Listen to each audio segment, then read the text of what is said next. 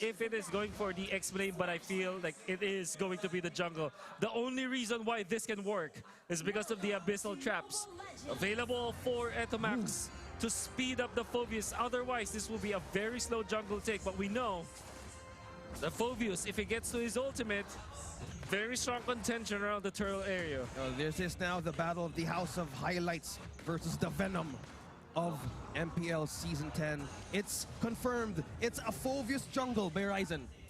Yeah, again, I'm excited to see how it unfolds, right? Even running with the Demon Slayer, the jungle emblem here. We did see Amon come up yesterday, and I know now it's also been played in other regional tournaments, so this is going to be exciting to see. Now, again, how does this work? How does it synergize well?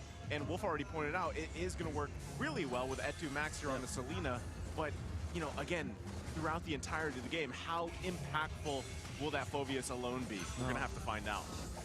You can expect it during team fights. Very strong when it comes to objective taking as well, because you're still a tank. So you still pack up a punch around the turtle and the Lord area. And you also have your ultimate for control. You're so tanky as well, because if you're looking at Echo, there is not a lot of like Phoveus killers. You don't have the Esmeralda. In fact, Omega themselves have taken this Esmeralda, so you don't really have a way to take down Ryzen eventually. I think one great thing that Echo does have to deal around this is just mobility, right? They have mobility with the Matilda, but they also have disengaged with the Julian. So they can kind of, if any time Omega decides to give the green signal to go here, they do have the tools that they need to kind of get out, disengage, buy a little more time, get those ultimates out, and then re-engage too, right? They have a lot of options there. Whereas, yes, Omega is quite tanky themselves. They do have tools as well. But I just think that mobility is an Echo's factor right now. It's the early game window of the Orcus trying to get on the first turtle. But on positioning, it's Omega. Making the borders. Flicker's going to come in, wave the dragon right on Chaknu. He tries to buy some time, but it's going to be the first. A blood for Sanji. And there you go. Deep into the jungle. Ryzen goes. Can't get the kill, though. So now it's Yawi going to be the focus. He's able to escape, too. And there you go. Carl Teasy grabbing a kill for himself. Goes in again, and it's Ryzen that is punished. Double kill for Carl Teasy at 2 minutes and 40 seconds into the game. What a bad fight coming out from Omega, but it was started by Yawi with this wonderful place, and then eventually Sanford outplays Ryzen, dashes, forces one of the demonic forces, and then he gets to his jab to get extra shields. Then he didn't dash afterwards, so there was no chase afterwards, and Ryzen was left in a spot where he cannot save himself. I don't think, okay, Chaknu actually is going to be fine. I thought they'd follow up on that. Already forcing a flicker from Etu Max as well. Echo in a good controlling position here. Again, first turtle of the game has not been secured just yet. This might be the moment for Echo. Yeah, this is not about objective. It's about the battle of this fight. Renzio's the one that falls. Taking the kill. Nobody falls. Nobody likes the turtle, bro. They don't need the turtle. Okay, Sandy going deep into territory, grabbing a kill with finesse himself. Sanji with a quite impressive play there. Man, Echo just outplays Ryzen, not allowing the demonic force to be of impact for this game. They are taking out the other damage dealers from Omega. Omega is going to go ahead and call Kelra in to help them out here. They don't want to give this turtle up just yet. Carl Teasy, that's going to be another kick. It's Kelra just dissected from the group. And now Renzio going to be focused here. Carl Teasy, the next one. Omega looking to get revenge as they bring down Carl Teasy. And now finally the turtle can be worked on by Omega. A kill, and they need this objective. The Barangay still remain strong onto the defense. Something tells me Ryzen onto his ultimate can be two sides of the coin. Could be it could lead him into a death trap or just gaining advance on how to counter them. Well, the thing with Phoveus is that it isn't very strong until you get the Clock of Destiny, and then the stacks are the Clock of Destiny, so it takes a lot of time. And Yawi has been so phenomenal in this game. It's going to be a huge play here. Kelra is going to be the one to fall. This is the highlights of Yawi right here that we're talking about, especially on this Cho pick. Time after time, I mean, the guy's got 5 assists already, 5 minutes into the game. My gosh, Echo is called the House of Highlights for a reason. They're just not stopping unless the risk is so calculated. Moment, it's just, what, 5 minutes? 5 minutes, and they just keep on attacking and just setting up traps for Omega. They know that they have the strength. Now, Chakno will have to defend his top lane, which means that the gold siege minion will not be for Kelra, as Kelra has been completely bombarded. Already 2 deaths on the Filipino Savage himself. And Echo are making a big distance between like Benny as well as Kelra's farm. Benny is already taking 2 lanes, which means that he will be so farmed up when the Lord fights do happen, comparably to Kelra. This is the calm before the storm. He's called the Typhoon for a reason, but one thing that they need to consider inside of Omega, yes, Keller needs more time to farm up with the minions, but one thing they need to worry about, we're seeing Benny just shifting lanes, and they have Sanji as the Matilda here. There's a lot of reinforcement, including the movement speed, so this covers up a complete control of the map in the side of Omega. Yeah, if you, again, going back to their name, right, Echo Express, the team that they drafted here is all about that express factor, the mobility, the positioning advantage that they have. A bullet train. We've literally seen it for the past 6 minutes, and that's what we see Smart Omega just kind of struggling to keep up with. It's like they're constantly trying to match the position, match the mobility of this team from Echo. Yeah, look at this. There's so many ways to close the gap. There's so many initiations. Circling Eagle, Wave the Dragon with a flicker onto the Cho, Paquito. You also have Carltese on the Julian with the knockups on the enhanced change. So many ways to actually start the fight for Echo. Wow, this 2 team is just trying to make a risk and making a chance in every move. Just look at this. Using the turtle, Ryzen just keep on poking this. But one thing they're also considering is, will they go for a counter for Omega? Who's Yawi going to pick out of this group right here? There you go. They do secure it. It's going to be secured by Ryzen, and now the fight breaking out here. Blazing doing it to the backside. At 2 Max going to be the focus of Benny Cutie. Yawi's still alive, but it's Ryzen. They get at 2 Max, but a trade across the board as they find 2 of Echo. Smart Omega grabbing the turtle and the kills. You can see that Omega really fought so hard, and that we can already see how much impact Ryzen has with his phobias during the team fights. Carltese melted against Omega when he was jumped upon by Ryzen with Kelra protecting him. But it was Chakdo with this wonderful wild charge to start the fight. Even after Benny as well as Yawi already found the right angles, what happened was there was sort of an exchange of hostages where exchange of prisoners, I mean. It seemed like as Benny was exchanged for Kelra, but Kelra outplayed Benny eventually. And the damage dealt by Kelra was immense in that game. He found the targets that were stunned up as Etomax landed a nice arrow onto Carltese eventually. Once he was stunned up, Kelra dealt the damage with the shotgun. Right now, the mindset of these 2 teams is protect their gold laner. It's between Benny and Kelra right now. The gap, there's no such gap, only like 1 gap. For the side of Omega, Kelra has more advantage in terms of clearing the lanes. But one thing also this is Echo capitalizing on is they have Sanji, they have Yawi, but one thing also they need to consider is the damage right now. Omega is just building on momentum.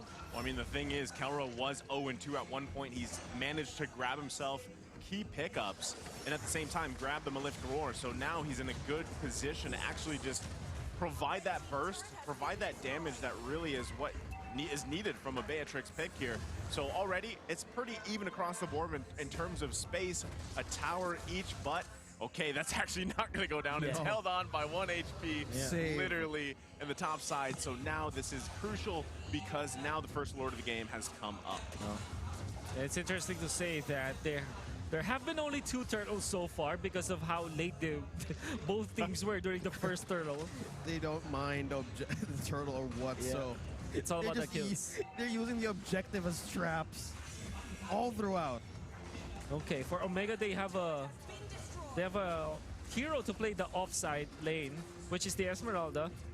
We can see the turtle fight, the Lord fight. The Lord dance actually being started by Benny. He is holding on to the Lord, and Omega knows this for sure. How will they approach it? They are gonna play off map. Wait. Might be too fast. I mean, whoa! A great decision there from Echo. They're like, Benny just work on the Lord. It was Carltese just kind of sitting there, zoning out Ryzen. Ryzen didn't really have that tankiness to actually get into position. So, in a way, free Lord there for Echo. My God. It's the perfect way to just play with the minds of Omega. They have 2 counter initiations just as now. They just keep on poking on the mid lane. There's a Lord marching down bottom. Should be fine. Yeah, they should be fine. Yawi, for the first time, we see him fail in initiation. But you see the kill intent coming out from Echo when Kelra showed himself damaging Yawi in there. Matilda, coming up from Sanji, immediately gets into the zone where he can pop the Circling Eagle if he wants. And as soon as Kelra saw that happening, he backed out as well. So both teams just understanding each other's strengths. Look at that. Speaking of strength, how does Benny Cutie with a peel and poke from Chakma and take a tower down? So that's the thing with Claude, right? Is you'd be surprised that when he has just these, I mean, even a couple items, right? The amount of poke that he can just whittle down a tank like Chaknu here. And Chaknu doesn't have anything to do about it. He's just taking those bullets and just has to go recall, gives up a tower there on the bottom side. So what we're seeing from the composition of Echo, which is going to be great versus Kelra, is that Carl TZ opted to go for a full magic damage build, which means that even after the Wind of Nature pickup by Kelra, still a lot of like additional damage source that can take out Kelra if he does pop the Wind of Nature. So that's going to be Carl TZ dealing the damage rise and caught. No.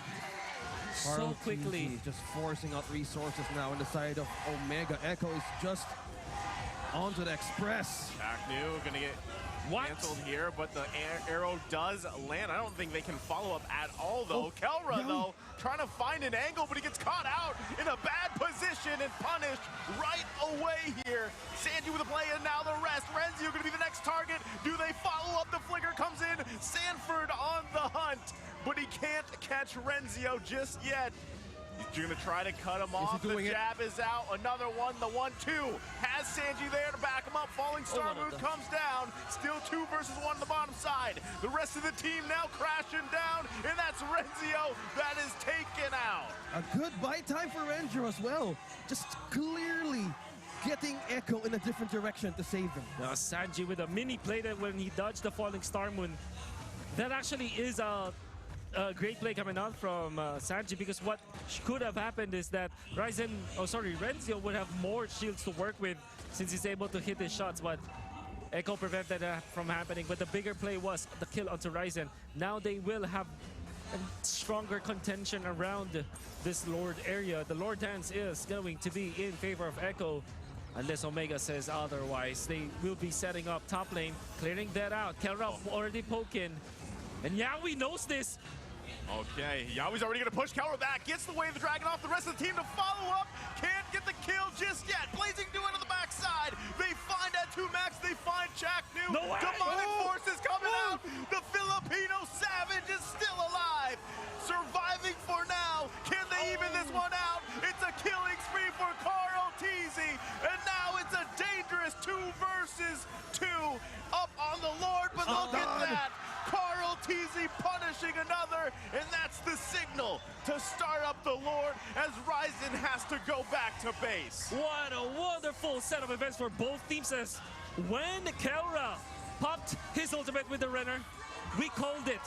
Yawi knew where he was, and Yawi did not hesitate. Conceal play, going for Kelra, forcing that out. Eventually followed up by the Circling Eagle. But you gotta have to give it to Omega. They still managed. Kelra still held his ground, got 2 kills before going down. But Carl TZ and Benny Cutie combining for baiting out Omega as well as dealing the damage onto the right targets. Carl TZ knows, even with the Esmeralda tankiness, you have the damage. That is the reason why you pick up the Julian and you go for your full damage build. Yes, you can tear down even the strongest tanks like Esmeralda.